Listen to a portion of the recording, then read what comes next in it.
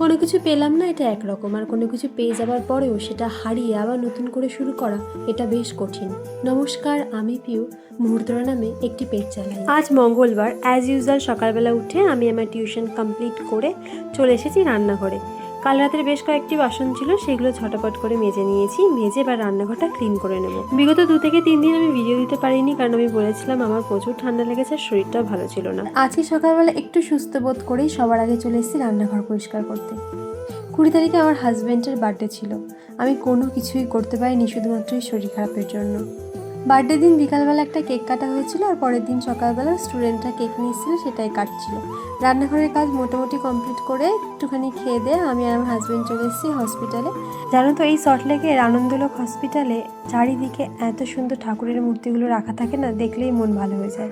আমার শ্বশুরমশাই আগামী কয়েকদিনে একটি অপারেশন আছে, সেই সংক্রান্ত কথা বলে আমরা বাড়ি ফিরে এসেছি। দুজন মিলে একটু মুভি দেখছি আর রান্না করছি। 3 ইডিয়টস দেখছি, দুজন মিলে একসাথে দেখবো বলে রান্নাঘরে ও ফোনটা নিয়ে চলে এসেছে।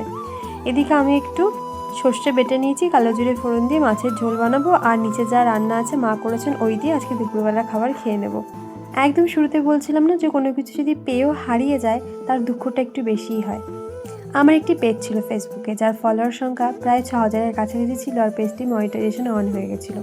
কিন্তু আমার কিছু ভুলের জন্য পেজটিকে আমি হারিয়ে ফেলেছি, তাই আবার নতুন করে শূন্য থেকে শুরু করতে হয়েছে।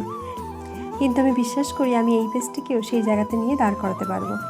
তোমার সাথে গল্প করতে করতে এদিকে আমার রান্না হয়ে গেছে, বা দুপুরে খাওয়া দাওয়া করে একটু রেস্ট নেব, তারপর তো আবার বিকালবেলা পড়ানো। আজকে ব্লগটা তবে এই পর্যন্ত থাক, নেক্সট ব্লগে আবার দেখা হচ্ছে। ততক্ষণের জন্য তোমরা সবাই ভালো থেকো এবং সবাইকে ভালো রেখো।